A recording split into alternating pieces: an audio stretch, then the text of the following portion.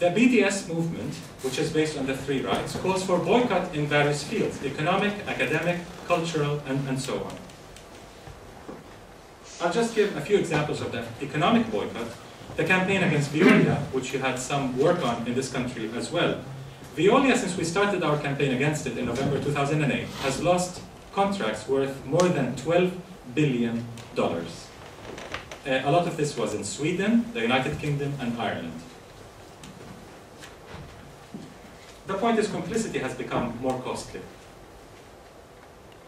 And here in the Netherlands, ASN Bank divested from Veolia, sold its stock in Veolia, thanks to the efforts of some very committed Dutch activists who were actually active also in the anti-apartheid movement.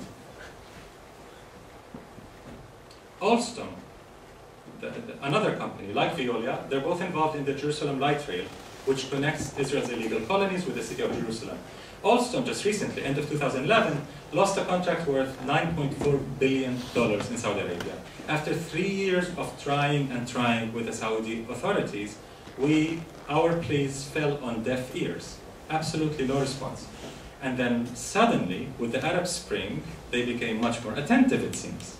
Because really out of the blue, they announced that Alstom was excluded from the bidding for the train project that connects Mecca with Medina.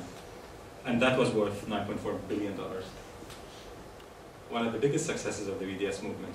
And then the Norwegian Pension Fund, which is the third largest sovereign fund in the world.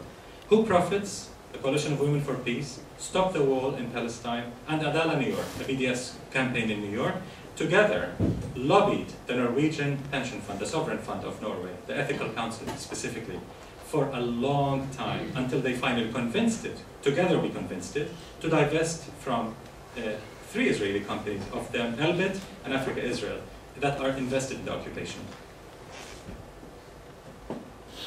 Agrexco, which was Israel's largest exporter of produce, vegetables and fruits, there was a big campaign against it in France, Spain, Italy, Britain, and other places as well.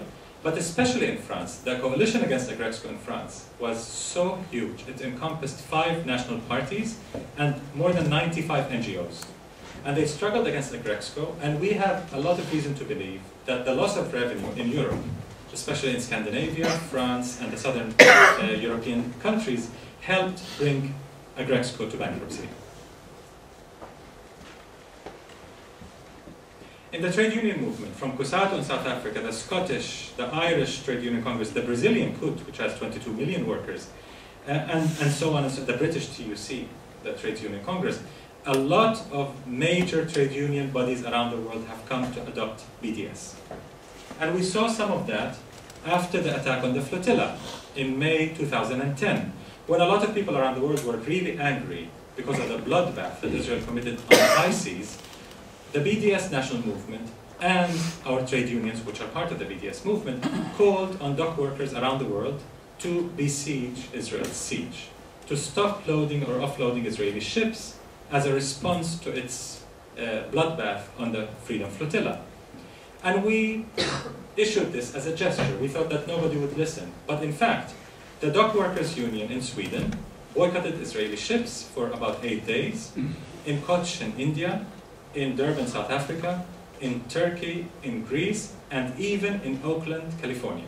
In Oakland, California, workers, the dock workers, prevented offloading a Zim Israeli ship for 24 hours, a historic 24 hours, because they and we know what that means.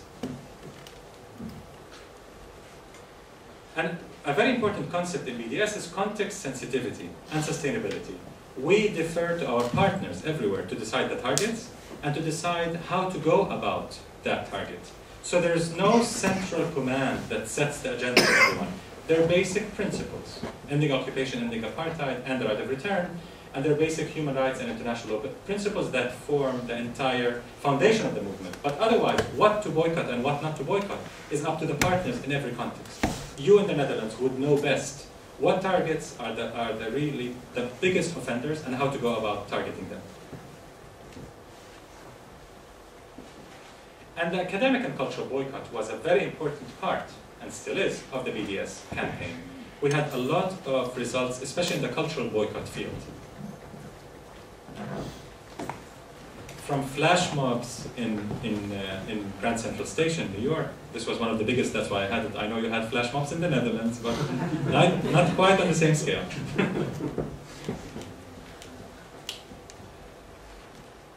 And Jewish groups that have adopted BDS after the war on Gaza, from the Jewish Voice for Peace in the US, which has a list of more than 100,000 members, to the International Jewish Anti-Zionist Network, which is leading the campaign against the Jewish National Fund. Increasingly, Jewish voices have come out a lot after the war on Gaza to say, not in our name. Israel does not speak for us, Israel does not represent us. We stand for Palestinian rights and we stand for justice. And this is an extremely important voice that has become much clearer after the attack on Gaza.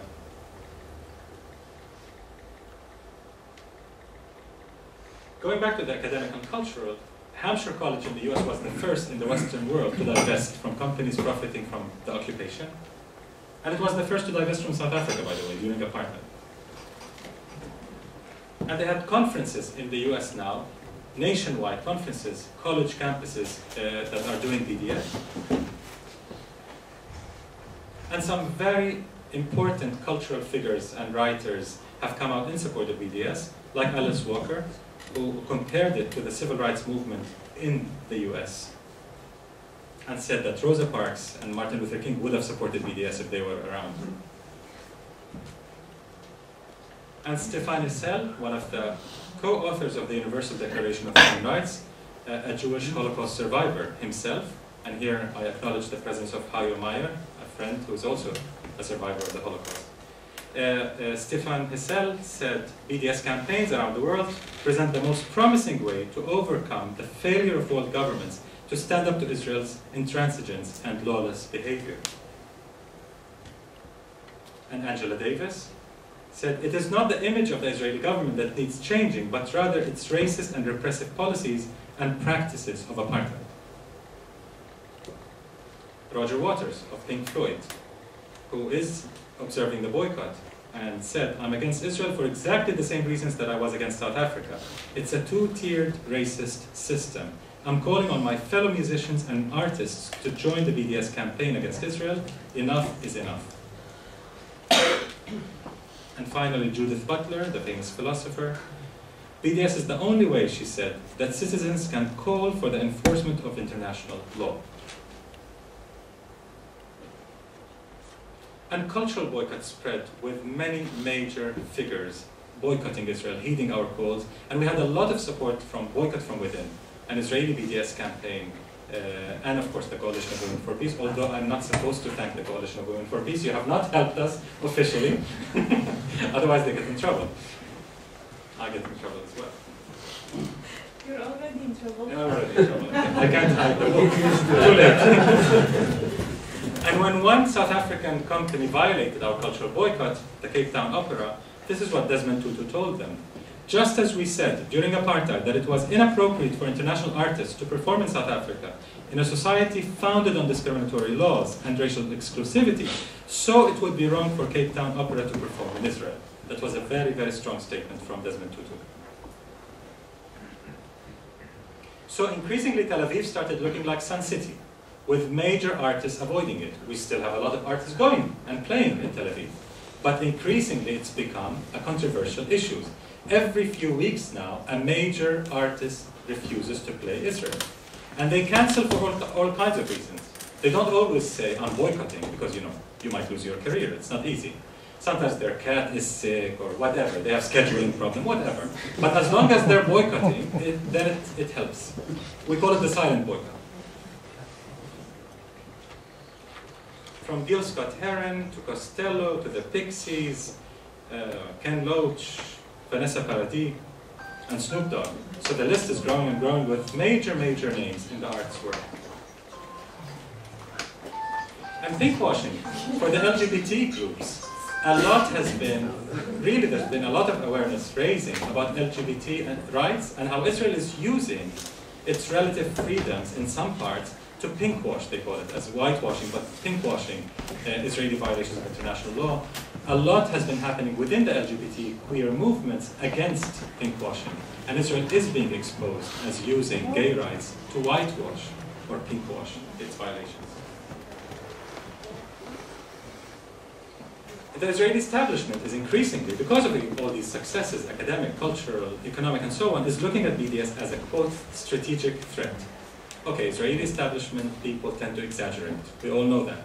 But the point is, when they're using this, comparing BDS with Iran, for example, you start seeing how they're feeling the impact. So for all those skeptics who are saying, okay, BDS is morally correct, it's very sound, international law, perfect, fine. But it's not effective. It cannot affect a country as strong as Israel. Well, apparently the Israeli leadership doesn't share that view. Not just by passing the boycott law, by saying things like strategic threat to describe a non-violent civil society movement, it shows we're on the right track. We're having impact. And I'm getting to the end now. Kairos, Palestine is a Christian Palestinian document issued by representatives of the main Christian denominations in Palestine. Finally, we have a unified Christian voice that has called for BDS against Israel as a form of nonviolent resistance. This document, and you can Google it, Kairos Palestine, to read the whole document, based on theology, Christian theology, they reached the conclusion that resisting injustice is an obligation. It's not something that you do if you have time. It's an obligation to resist injustice, and BDS was one of the ways to resist that they advocated. And more recently, they issued the Bethlehem Call around Christmas of last year, and they called for occupation no more, dismantling Israeli apartheid, and demanding that the right of return for all Palestinian refugees be enforced. So they adopted the 3 basic rights of the BDS Call, basically. And they, of course, support BDS. And some of those who asked me, I've shown this figure before, this is by the cartoonist Najil Ali, the most famous Palestinian cartoonist, late Palestinian cartoonist, and it shows Jesus releasing one of his feet and kicking the occupation in the butt. So churches form a very important area of work for us. Faith communities are extremely important for us because their investment funds are totally complicit in companies violating international law, like Veolia, Caterpillar, Hewlett-Packard, Motorola, and so on and so forth.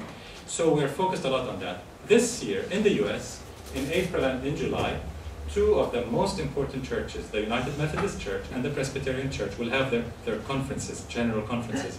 And in both conferences, they're debating motions to divest from companies invested in the Israeli occupation. So this will be a very important historic success if it does succeed. It will be a game changer in the US. We will have shifted from the margins to the mainstream if either church adopts divestment. And of course, we look forward to the Church of the Netherlands taking steps towards heeding the calls from Palestinian Christians and doing its own divestment. Okay, your government is hopeless, but the church is not. You can do something there. As I said earlier, and I'm reaching the very end here, do no harm is the basic moral obligation that BDS is putting in front of you. You don't have to do anything active yet. At the very basic level, do no harm. By doing nothing, you're doing harm, because your money is helping to do harm. You have an obligation to do no harm, to remove yourself, to withdraw from the evil, as Martin Luther King says it. Withdraw from the system of evil, not be part of it and just be silent about it. And again, ending with Martin Luther King, he says, change does not roll in on the wheels of inevitability, but comes through continuous struggle. And so we must straighten our backs and work for our freedom. A man can't ride you unless your back is bent. And in the BDS movement, we're anything but bent. We walk with straight backs. We're happy with our commitment to international law and universal principles of human rights. And we are pursuing our goals of freedom, justice, and equality, and nothing they can do will stop us. This is what Martin Luther King and Mandela would have done. Thank you.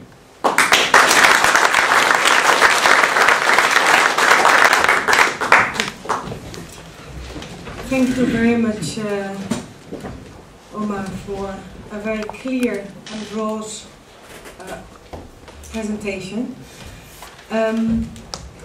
So let me first of all see if there are any questions that you would like to ask from the floor. Two mics here. Who would like to, there's one question there. Let me just see some fingers and some hands. Any other? There's one in the back there. Okay, okay. So those three questions. There in the back.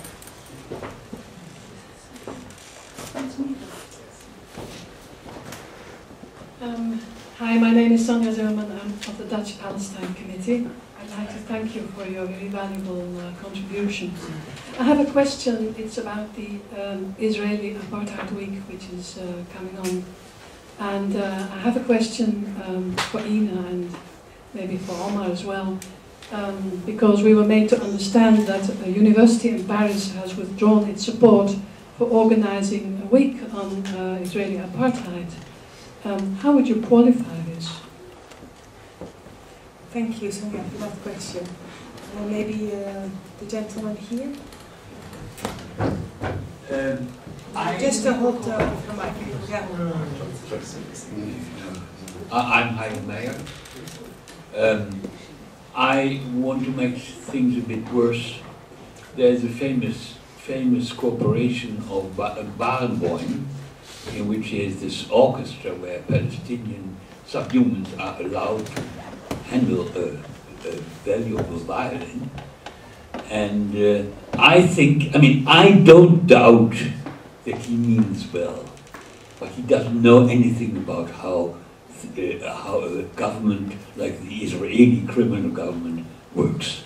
And I know because I've lived under occupation in Holland, and I know how it works. And they misuse that and say, in order to say, you see, we are so good, we even let these apes let handle the violin.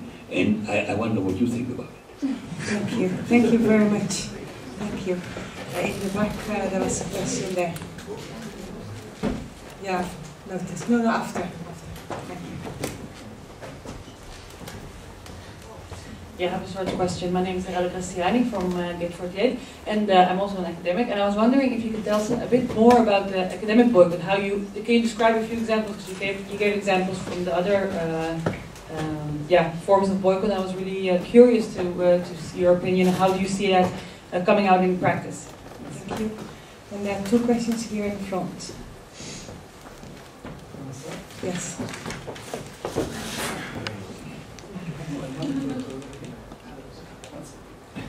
No, it's fine. Mr. Omar Barghouti, please, take hand. I'm Dr. Moin Al-Bosh. I think you need to speak for the mic. Thanks. I want to see something very important. I am Dr. Al-Bosh Moin. I'm Dr. Moin Al-Bosh from Gaza City. And Mr. Omar Barghouti from Ramallah City.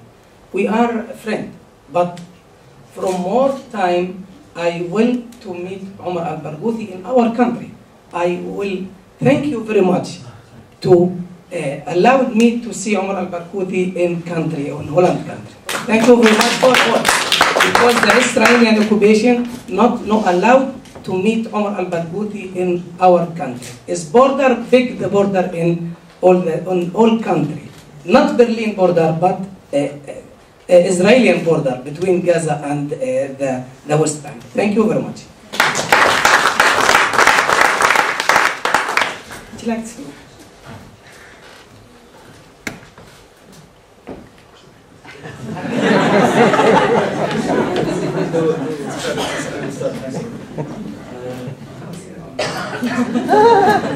My name is Sarak Ishta from Michaeli.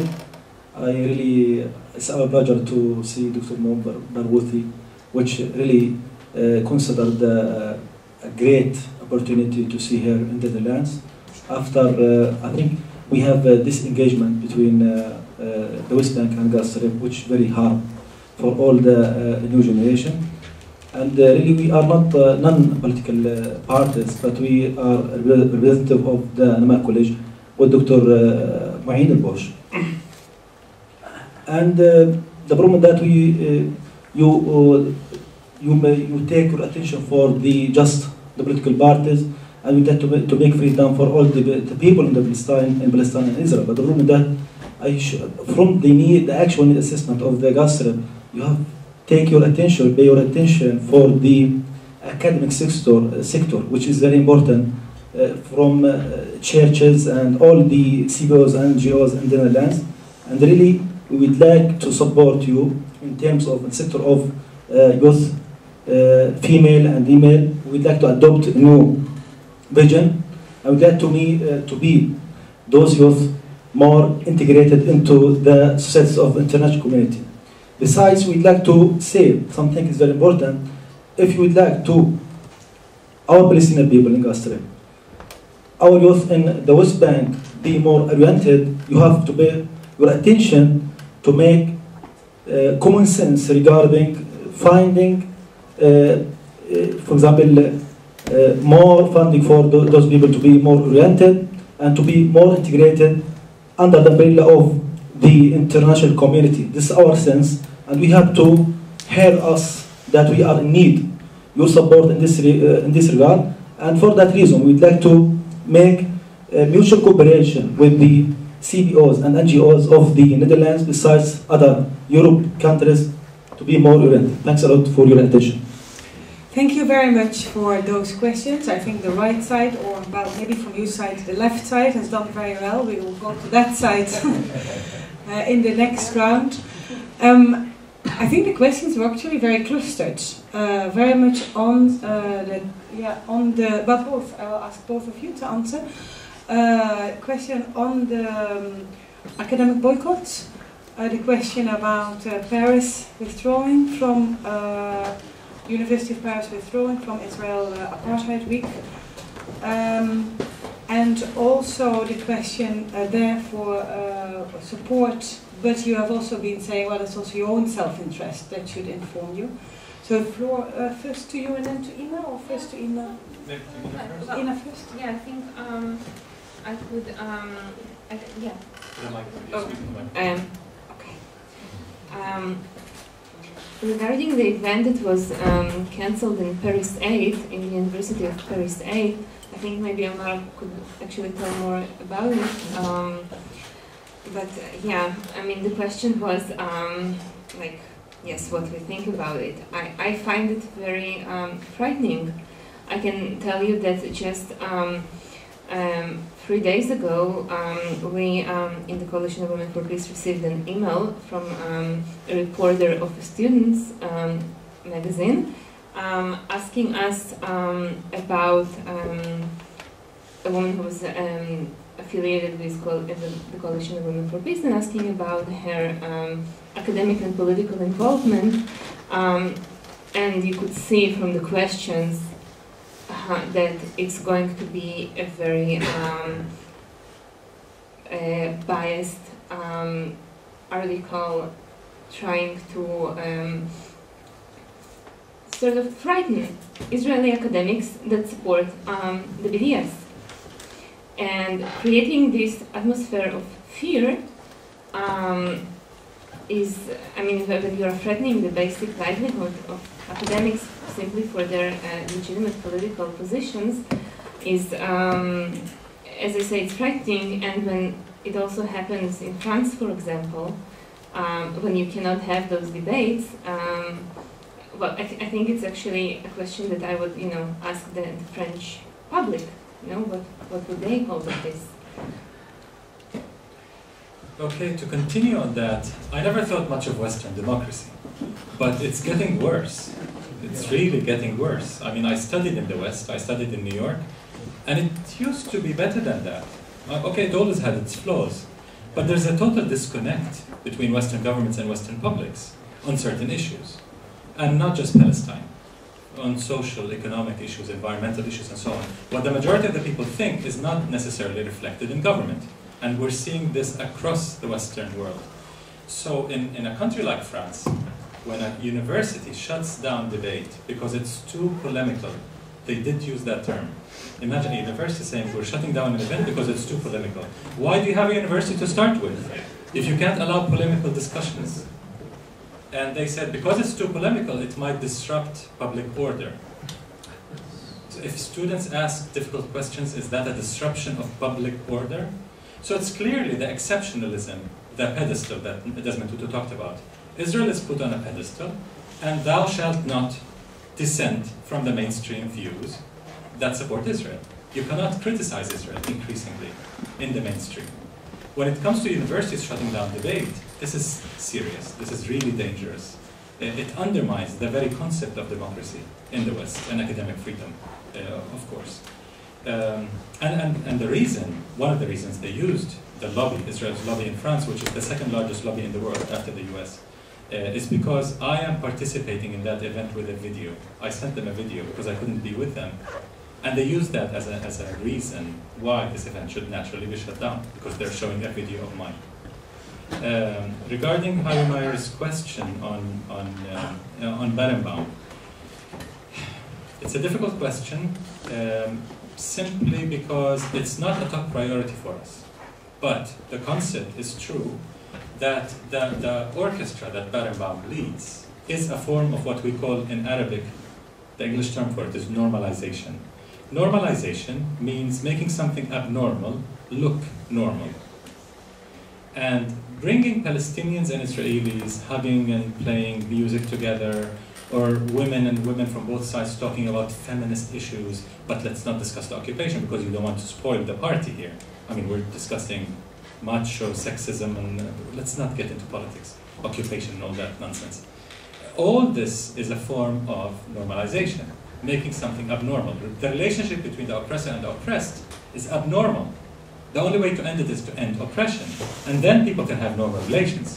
Women and women, youth and youth, workers and workers, everyone, musicians can have normal relations. So long as oppression obtains, so long as it persists, you cannot have a normal relationship between oppressor and oppressed, except in resisting oppression.